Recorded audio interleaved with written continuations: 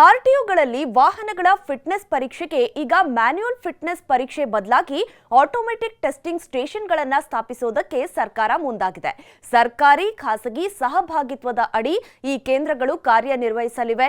Automatic testing ಸ್ಟೇಷನ್ಗಳು ನೇರವಾಗಿ pass ಅಥವಾ fail ಅಂತ ಪ್ರಮಾಣ ಪತ್ರವನ್ನ ನೀಡಲಿವೆ. ನೆಲಮಂಗಲದಲ್ಲಿ ರಾಜ್ಯದ ಮೊದಲ ಸ್ವಯಂಚಾಲಿತ ಪರೀಕ್ಷಾ ಕೇಂದ್ರವನ್ನ ಈಗಾಗಲೇ ಆರಂಭಿಸಲಾಗಿದೆ.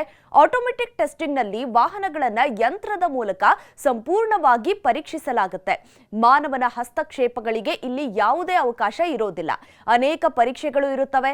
ಸೂಕ್ತವಾದ ಮತ್ತು ಎಲ್ಲಾ ನಿಗದಿತ ಮಾನದಂಡಗಳನ್ನ ಅನುಸರಿಸುವ ವಾಹನಗಳಿಗೆ ಫಿಟ್ನೆಸ್ ಪಾಸ್ ಪ್ರಮಾಣ ಪತ್ರಗಳನ್ನು ನೀಡಲಾಗುತ್ತೆ ಮತ್ತು ರಸ್ತೆಗಳಲ್ಲಿ ಕಾರ್ಯನಿರ್ವಹಿಸೋದಕ್ಕೆ ಇವು ಸೂಕ್ತ ಅಂತ ಖಾತ್ರಿಪಡಿಸಲಾಗುತ್ತೆ. ಇದರಿಂದ ಪಾರದರ್ಶಕತೆ ಹೆಚ್ಚಿ ಭ್ರಷ್ಟಾಚಾರ ಕಡಿಮೆಯಾಗುವಂತಹ ನಿರೀಕ್ಷೆ ಇದೆ.